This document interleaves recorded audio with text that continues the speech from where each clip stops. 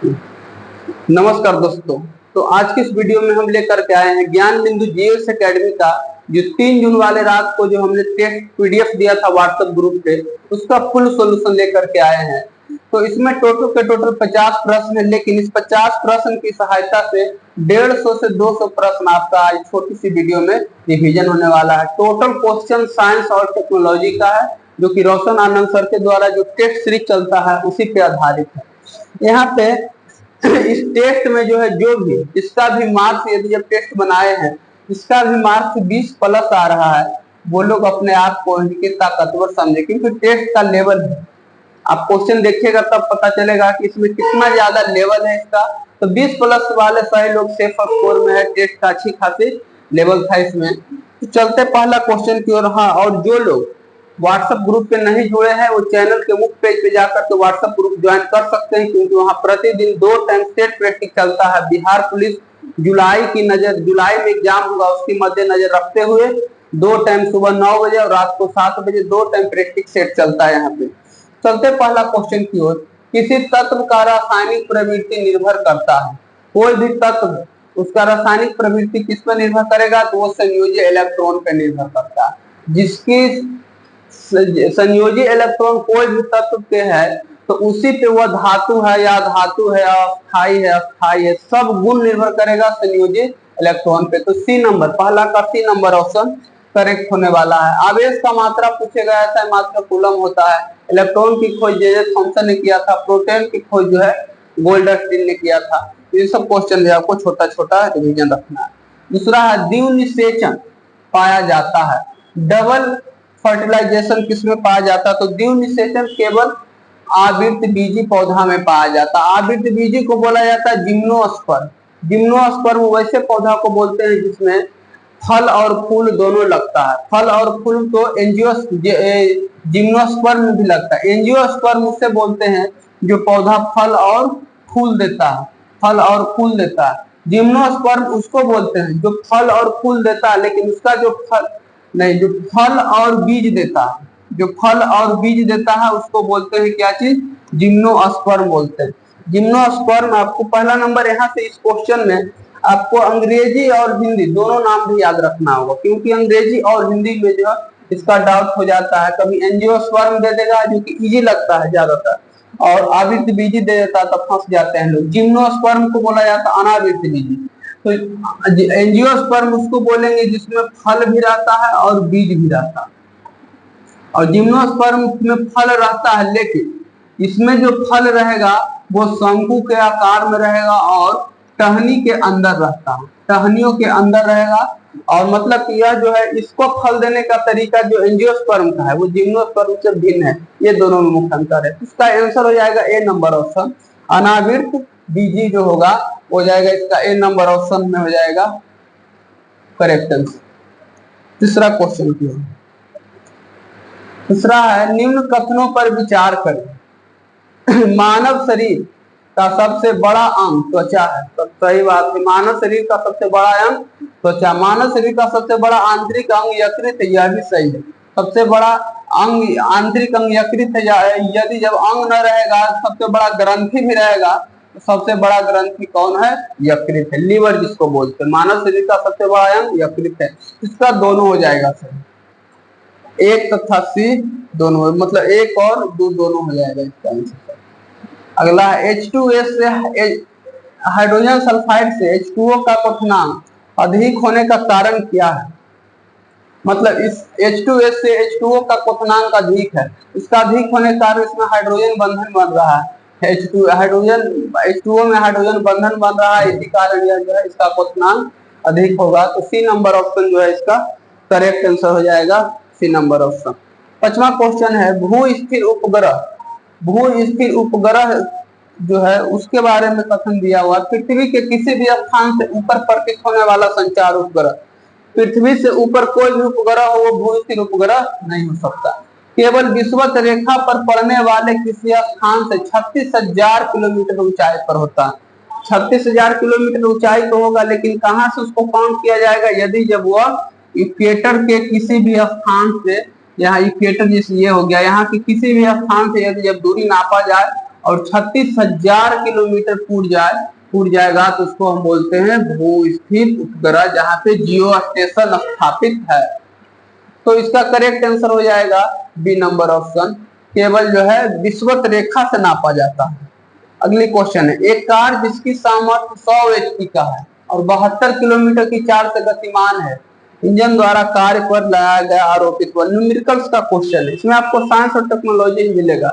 इसका बल पूछ दिया है, तो बल का एक फॉर्मूला होता है F बराबर P इंटू वी। P बराबर फॉर्मूला होता है बल गुना वेग, बल गुना वेग होता है। तो बल पूछ रहा है तो P बटा V होगा, और शक्ति कितना है 100 एचपी, तो 100 1 एचपी बराबर 746 वाट, तो 100 एचपी बराबर 100 से गुना हो जाएगा।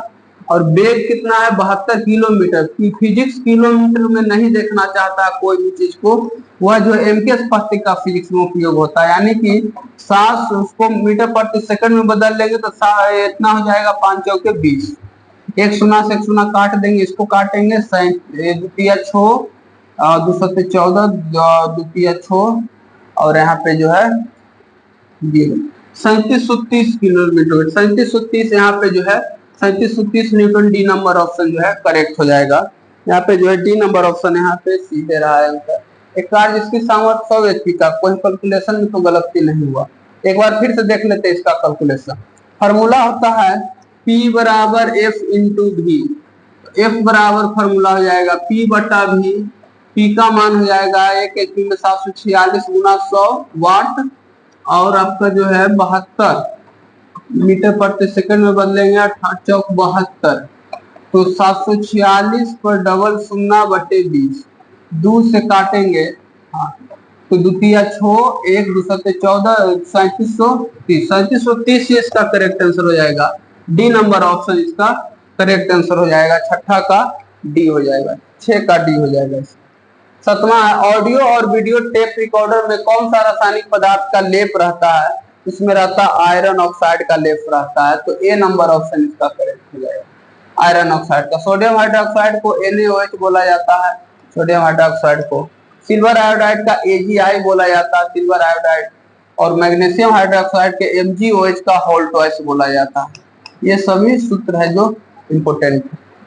अगला है, वातावरणीय प्रदूषण में लाइकेन महत्वपूर्ण होता है। लाइकेन का काम है नाइट्रोजन ऑक्साइड के सूचक के रूप में नहीं, सल्फर डाइऑक्साइड के सूचक के रूप में, यही हो जाएगा क्वेश्चन। लाइकेन का काम है सल्फर डाइऑक्साइड के सूचक के रूप में। इसका करेक्ट आंसर हो जाएगा बी नंबर ऑप्शन 8 का जो है बी नंबर ऑप्शन करेक्ट होगा। सल्फर डाइऑक्साइड जो बारिश अम्लीय वर्षा के लिए जिम्मेवार होता है। 9वां नंबर क्वेश्चन है, निम्न में से कौन सा रोग एवं कारण कवक का नहीं है? कवक के कारण नहीं होता, तो गन्ने के लाल सड़ा रोग यह भी कवक के कारण होता है। मूंगफली का टिक्का रोग यह जीवाणु के कारण होता है, यह जो है जीवाणु से होता है, इसीलिए यह ऑप्शन जो है गलत है और गलत ही चूज करने बोला है। इसके अलावा भी आपको याद रखना है, ग्रीन ईयर रोग जो बाजरा में होता है वो भी कवक के कारण। कैंकर रोग जो नींबू में होता है, यह भी सिट्रस कैंकर रोग भी कवक के कारण ही होता है। गन्ने का लाल सड़ा रोग यह भी कवक के कारण होता है। नींबू इसमें जो मूंगफली में जो रोग होता है वो केवल जीवाणु के कारण होता है। निम्नलिखित युगों पर विचार करें। सॉल किसे बोला जाता है? सॉल का उदाहरण है रंग और स्याही, सही बात है। तो सॉल का उदाहरण रंग और स्याही। पायस दूध और हेयर क्रीम, यह भी जो है हेयर क्रीम जो लगाते हैं हम लोग बाल में, वो भी पायस का उदाहरण। एरोसोल मक्खन पनीर नहीं, एरोसोल का उदाहरण है धुआं हो गया, कोहरा हो गया, कोहरा हो गया, स्प्रे हो गया, स्प्रे हो गया, धुआं, कोहरा, स्प्रे, ये सब जो है किस पराग कण, एक पूछता पराग कण, तो पराग कण भी किसका उदाहरण है? तो ये भी एरोसेल का उदाहरण। मतलब 1 और 2 केवल सही हो जाएगा, बी नंबर ऑप्शन इसका करेक्ट आंसर बी नंबर हो जाएगा। 11 नंबर, निम्नलिखित में से किसकी श्यानता अधिक है? तो शहद, शहद की श्यानता सबसे अधिक है। और सबसे मीठा चीज भी कौन है? चीनी से भी ज्यादा मीठा होता तो होता शहद होता है, यहाँ पे करेक्ट आंसर हो जाएगा। अगला, निम्नलिखित में कौन सा सिद्धांत उद्भिद विकास की व्याख्या के लिए डार्विनवाद का एक प्रमुख पुस्तक था जिसका नाम है प्राकृतिकवाद। प्राकृतिकवाद किसका पुस्तक है? द नेचुरल प्राकृतिकवाद पुस्तक जो है चार्ल्स डार्विन का। द्वारा प्रतिपादित नहीं किया गया। तो ये जो है प्रतिपादित नहीं किए थे। विच्छन की उत्पत्ति, रट जाना क्वेश्चन, अचानक एवं विच्छिन्न रूप से जीवन की उत्पत्ति नहीं हो सकता है। देखिए चार्ल्स डार्विन का कथन नहीं है। डार्विन का कथन था नई जाति के उत्पत्ति, अस्तित्व के लिए संघर्ष करना, सामर्थ्य में उत्तरजीविता, आयोग की विलोपन, ये सब चार्ल्स डार्विन का कथन है। लेकिन सी नहीं होगा इसका आंसर। तो 12 का सी आंसर होगा। आवर्त गति कर रहे किसी कारण का आवर्त काल, किसी कण का आवर्त काल दिया हुआ 5 सेकंड, तो इस कण की आवृत्ति क्या होगा? तो आवृत्ति बराबर फार्मूला होता है 1/3 जहां आवर्त काल बोलते हैं, आवर्त काल। तो आवर्ती कितना दिया हुआ है? आवर्त काल दिया है 5, तो 1/5 यदि जब करेंगे तो 0.2 हर्ट्ज।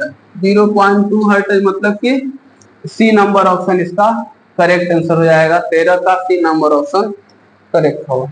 अगला, निम्न कथनों पर विचार कीजिए। माइटोकॉन्ड्रिया में एटीपी संचित होने के कारण इसे कोशिका का ऊर्जाघर कहा जाता है। ठीक है, कोशिका का ऊर्जाघर माइटोकॉन्ड्रिया को कहा जाता है। लाइसोसोम कोशिका का आत्महत्या की थैली कहा जाता है, यह भी सही है। गोल्जी उपकरण नहीं, यह लिपिड और प्रोटीन को करता है, कंकाल तंत्र नहीं कहलाता है। यह लिपिड और प्रोटीन को थैली बनाने का काम करता है, इसीलिए इसका भी कथन 1 और 2 ही होगा। तो ए नंबर ऑप्शन जो है करेक्ट आंसर हो जाएगा इसका। अनाई सोडा मतलब अनाई का अर्थ हुआ निर्जला, निर्जला बिना जल का सोडा, जिसको सोडा एस से बोला जाता है। का निर्माण किसके द्वारा होता है? तो सोडियम कार्बोनेट को गर्म करने पर होता है। यहाँ पे 2-3 गो सूत्र बहुत फेमस है।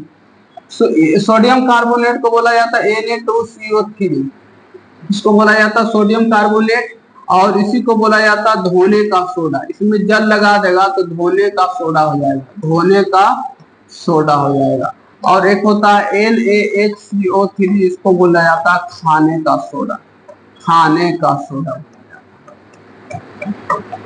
याद रखना। नेक्स्ट क्वेश्चन 16 नंबर है। C6H12O6 ये किसका है? तो ग्लूकोज का सूत्र है। में कार्बन की ऑक्सीकरण संख्या कितना है? तो कार्बन का जो ऑक्सीडेशन नंबर है इसका करेक्ट आंसर हो जाएगा सी नंबर ऑप्शन -4। आपको जो है रख जाना। निम्न में से कौन सा एक सुमेलित नहीं है? मतलब इसमें भी एक सही होगा, बाकी सब गलत होगा, और इसको याद कर लेना। अमरबेल तना परजीवी है, यह भी सही है। चंदन जड़ परजीवी है, यह भी, चंदन जो है जड़ से ही प्राप्त होता है, यह भी सही है। घटपर्णी जलोद्भिद ये गलत हो जाएगा, घटपर्णी जलोद्भिद नहीं है। आर्किड अधिपाद है, ये भी याद रखना। मतलब आपको 3 क्वेश्चन यहाँ से बना, अमरबेल, चंदन, आर्किड। अमरबेल तना से प्राप्त होता है, चंदन जड़ से प्राप्त होता है, और आर्किड जो है अधिपादक है, मतलब आधा पौधा हुआ। अगला, हवा में गिरती तेल बूंद सीमांत वेग प्राप्त करती है जो कि त्रिज्या के वर्ग के अनुक्रमानुपाती होता है। जो तेल बूंद प्रयोग कौन दिया था? आपको बताना है कि तेल बूंद प्रयोग किसने किया था? तो तेल बूंद प्रयोग जो है, तेल बूंद प्रयोग मिल्टन ने किया था। तेल बूंद प्रयोग मिल्टन ने किया था। और इसमें जो है त्रिज्या के वर्ग के अनुक्रमानुपाती होता है। तो बी नंबर ऑप्शन इसका करेक्ट हो जाएगा। 19 क्वेश्चन है। सूर्यास्त के बाद सूर्योदय से पहले सूर्य दिखाई देने का कारण क्या है? इसका मुख्य कारण है प्रकाश का प्रकीर्णन हो जाएगा। प्रकाश का प्रकीर्णन इसका करेक्ट आंसर हो जाएगा। नेक्स्ट क्वेश्चन है, निम्नलिखित में से किस तत्व के गुण क्षारीय धातु तथा हाइड्रोजन दोनों से मेल करता है? तो ये हो गया हाइड्रोजन का गुण जो है क्षारीय धातु और हाइड्रोजन, क्षारीय धातु और हाइड्रोजन दोनों से मेल करता है। लेकिन इसका करेक्ट आंसर हो जाएगा ए नंबर ऑप्शन। हीलियम एकमात्र अक्रिय गैस है जिसके वायु कक्षा में 8 इलेक्ट्रॉन नहीं है। सोडियम का परमाणु संख्या 11 होता है। और आयोडीन जो है सबसे चमकीला अधातु कौन है? तो वो हो जाएगा आयोडीन, जो अपवाद भी है। पूछता कौन सा धातु जो है, कौन सा धातु चमकीला? तो वो हो जाएगा आयोडीन हो जाएगा। कौन सा धातु चमकीला? आयोडीन। इनमें से कौन सा विकल्प सही सुमेलित तो नहीं है? हाइड्रोजन की खोज तवेनेस किया था, यह भी सही है। अक्रिय गैस की खोज रैमजे किया था, यह भी सही है। ऑक्सीजन की खोज प्रिस्टले किया था, यह भी सही है। ये हीलियम की खोज सिल्ले ने नहीं किया था। हीलियम की खोज किया था कौन? तो हीलियम का खोज यहाँ पे हो जाएगा आपका पिंजरे जॉनसन हो जाएगा। पिंजरे मतलब जॉनसन, खाली याद रखना, जॉनसन 2 आदमी मिलकर इसका खोज किया था। तो सिल्ले इसका करेक्ट आंसर नहीं होगा। 21 के डी। निम्नलिखित कथनों पर विचार कीजिए। मेलानिन वर्णक से मानव त्वचा का एक विशेष रंग आता है। तो कोई काला है या गोरा है या किसी दूसरे कलर का है, ये मेलानिन के कारण होता है। त्वचा के जिस भाग में मेलानिन वर्णक नहीं बनते वहां सफेद दाग हो जाता है। जहां मेलानिन नहीं रहता है वहां पे उजला धब्बा हो जाता है और उसी को त्वचीय कैंसर भी बोला जाता है। तो इसका करेक्ट आंसर हो जाएगा 1 तथा 2 दोनों का सही। 22 के सी नंबर ऑप्शन। छीली हुई सब्जी को धोने से कौन विटामिन समाप्त हो जाता है? तो विटामिन सी नष्ट हो जाता है।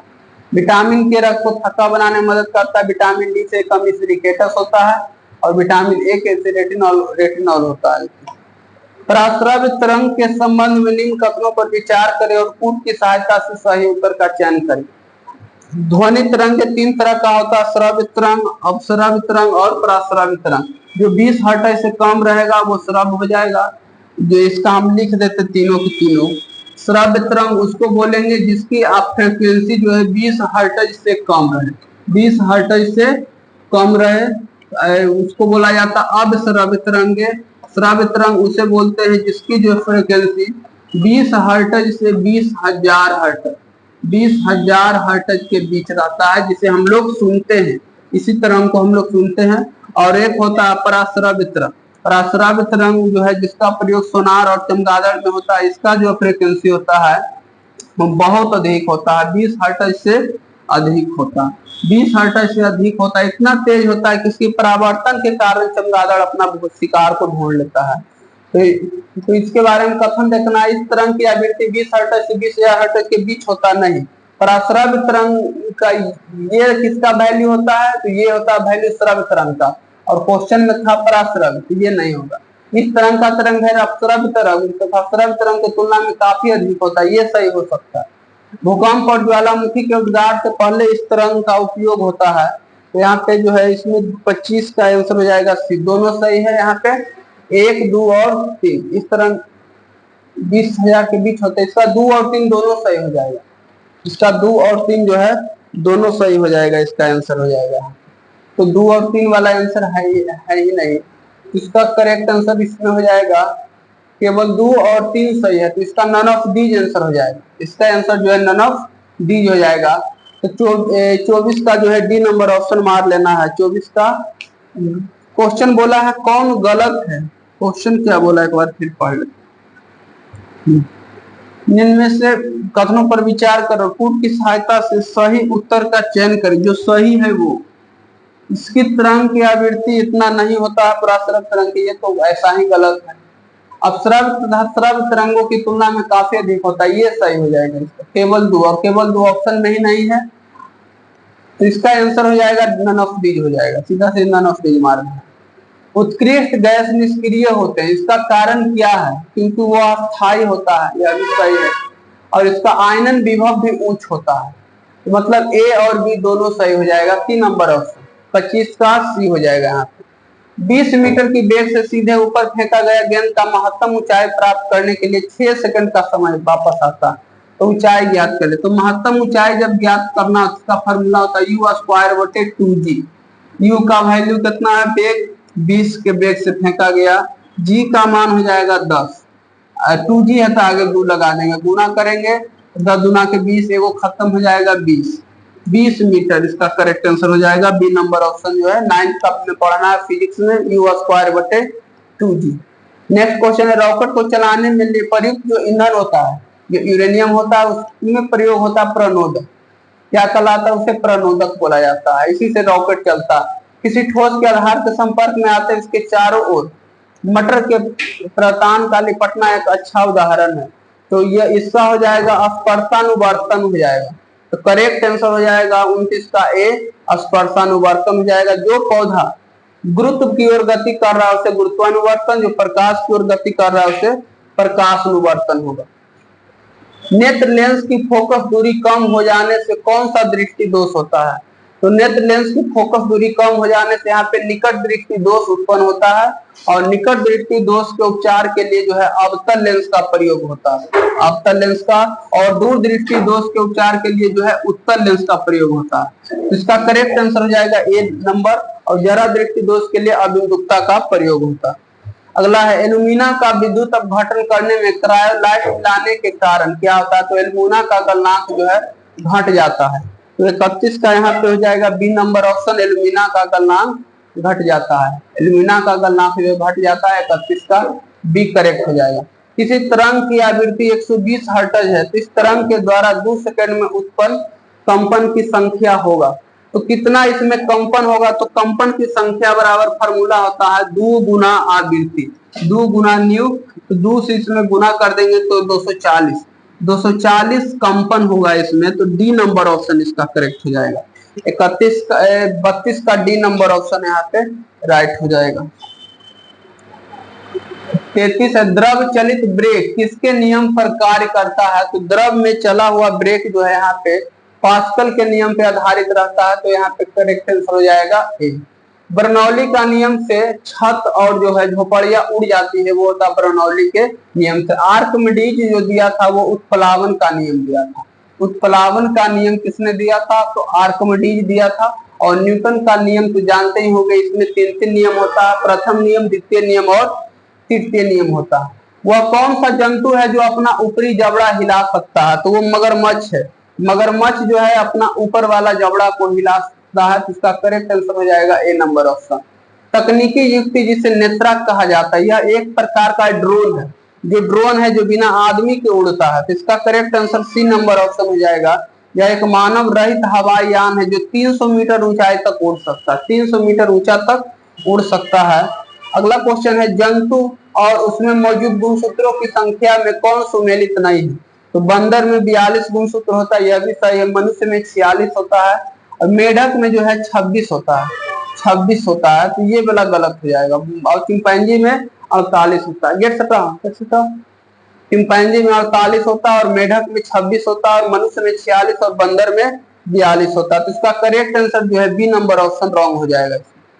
इनमें से कौन सा कथन सही नहीं है, सही नहीं कथन कौन है, सजीव शरीर का क्रियात्मक इकाई कोशिका है, जितना भी जीव है उसका बॉडी कोशिका में बना होता है। किडनी जिसे नेफ्रॉन बोला जाता है, उसकी क्रियात्मक इकाई नेफ्रॉन है, यह भी सही है। मस्तिष्क का क्रियात्मक इकाई न्यूरॉन है, यह भी सही है। डीएनए की क्रियात्मक इकाई गुणसूत्र नहीं जीन होता है यहाँ पे, तो ये नंबर ऑप्शन जो है गलत है। यहाँ पे डीएनए की क्रियात्मक इकाई जीन है, जीन होता, तो डी नंबर 37 का डी हो जाएगा ऑप्शन के अनुसार सही। जंगल की आग के नाम से चर्चित गुटिया मोनोस्पर्मा नाम पौधे को अन्य प्रचलित नाम क्या है, तो इसे बोला जाता है पलाश बोला, ऐसे नहीं, इसमें बोला जाता है तोता ट्री, पालस, या इनमें से सभी हो जाएगा इसका करेक्ट आंसर। 38 के डी नंबर ऑप्शन इसका सही हो जाएगा, इनमें से सभी। कौन नाम से, बुटिया मोनोस्पर्म के नाम से जाना जाता है, मतलब मोनोस्पर्म, अभी आपको बताया जिम्नोस्पर्म, एंजियोस्पर्म और एक मोनोस्पर्म। मोनोस्पर्म में पालस, ढाक और तोता ट्री, ये सभी इसका करेक्ट आंसर हो जाएगा। इथिलीन अणु की आकृति जो है पैरेलल होता है, मतलब समतल हो जाएगा, इसका करेक्ट आंसर हो जाएगा ए नंबर ऑप्शन 39 का। इनमें से किसमें पुरकिंजे फाइबर पाया जाता है, तो पुरकिंजे फाइबर जो है हृदय में रहता है, कार्डिक मांसपेशिया में पाया जाता है, तो सी नंबर ऑप्शन 40 का हो जाएगा। जल के आयतन में क्या परिवर्तन होगा यदि उसकी तापमान 90 से 3 डिग्री कर दिया जाए। पहले 90 डिग्री तापमान रहता है, फिर 3 डिग्री कर देगा, तो उसके आयतन पहले घटेगा और बाद में बढ़ जाएगा, बाद में बढ़ जाएगा, क्योंकि बर्फ जमने से जो है द्रव का, जो पानी का आयतन बढ़ जाता है, इसीलिए जैसे जैसे ठंडा होगा उसका जो है द्रव जो है बर्फ बनेगा, और बर्फ बनेगा तो उसका जो है आयतन बढ़ने लगेगा। तो सी नंबर ऑप्शन 41 का हो जाएगा यहाँ पे। 42 जब जल का पीएच मान कितना से कम हो जाता तो वह जल जैविक समुदाय के लिए हानिकारक माना जाता है, तो वह 5 से, यदि जल का पीएच मान 5 से कम हो जाता है तो ज्यादा अम्लीय हो जाएगा, और अम्लीय हो जाएगा तो यह पीने के लिए जो है समुदाय के, मतलब सभी लोगों को, जैव मंडल में रहता सबको प्रभावित करेगा। बाकी शुद्ध जल का पीएच मान 7 होता है, शुद्ध जल का पीएच मान 7 होता है, 7 से अधिक क्षारीय और 7 से कम अम्लीय। मधुमक्खी फ्लोरा किसे कहते हैं, तो पसंद किए जाने वाले पेड़ पौधे, जिसको, वैसा पेड़ पौधा जिसको मधुमक्खी पसंद करती है, जहां से वह जो है शहद निकालती है, तो वैसे पेड़ पौधा को बोला जाता है फ्लोरा। तेज आंधी आने पर टीन के छत हवा में उड़ जाता है, इसका कारण है बर्नौली का नियम। और भी बताया, बर्नौली के नियम के कारण ही छत या फिर झोपड़ी का उड़ जाना बर्नौली का नियम। निम्न में से कौन सा एक सही सुमेलित है, कास्टिक सोडा का सूत्र ये नहीं होता, इसका सोडा का सूत्र होता है कास्टिक सोडा का NaOH। सोडा लाइम ये नहीं होता। बासिंग सोडा का सूत्र होता है Na2CO3 into 10H2O into 10H2O, ये भी नहीं होगा। बेकिंग सोडा सोडियम बाइकार्बोनेट ये हो जाएगा सही। तो 45 का डी नंबर ऑप्शन करेक्ट हो जाएगा। अगला है तारों के रंग का ताप किस पे निर्भर करता है? निम्न में से किस रंग का तारों का ताप कम होगा? तो कौन से तारे का ताप कम होगा? तो इसका हो जाएगा लाल तारा। लाल तारा जिसे लाल दानव के नाम से भी जाना जाता है, जिसे लाल दानव के नाम से जाना जाता है, इसका तापमान कम होता है। तो 46 का ए नंबर ऑप्शन करेक्ट हो जाएगा। एक भवन की ऊंचाई 72 मीटर है। 60 केजी का एक मनुष्य ऊपर चढ़ने में कितना कार्य करेगा? तो कितना कार्य करेगा? तो इसका आंसर हो जाएगा डी नंबर ऑप्शन 42 3 3 36 जूल। इसका आंसर हम जो है व्हाट्सएप ग्रुप में इसका सॉल्यूशन डाल देंगे यहाँ पे। यदि पृथ्वी की त्रिज्या अपने वर्तमान मान के दुगना हो जाए तो इसका द्रव्यमान अपवर्तित रहे, तो पृथ्वी के सतह पर किसी पिंड का भार किस प्रकार प्रभावित होगा? तो पहले 1/4 हो जाएगा या अपवर्तित रहेगा, तो इसका करेक्ट आंसर हो जाएगा पहले का 1/4 हो जाएगा। ये क्या बोल दिया? उसका भार किस प्रकार प्रभावित होगा? आपको गुरुत्वाकर्षण का नियम याद रखना होगा। F बराबर Gm1m2 बटे r स्क्वायर। इसकी सहायता से आप बता सकते हैं कि इसका भार जो है 1/4 हो जाएगा। जब इसके दूरी को दुगना कर दिया जाएगा तो r स्क्वायर का मान चेंज हो जाएगा यहाँ पे। अगला क्वेश्चन है वर्ग सारणी के वर्ग 16 के तत्व क्या कहलाता है? तो 16 के तत्व को चारकोलंस बोला जाता है, चारकोजन। 18 के तत्व को बोला जाता है हाइड्रोजन। कोरल रीफ प्रवाल भित्ति का निर्माण किसके कारण होता है? तो ये होता है सीलन टेट्रा के कारण। सीलन टेट्रा के कारण इसका करेक्ट आंसर हो जाएगा 50 का बी नंबर ऑप्शन। बाकी जो है 100 नंबर का फुल प्रेस्टिक के साथ अगले वीडियो में आप लोग से फिर से मिलेंगे यहाँ पे।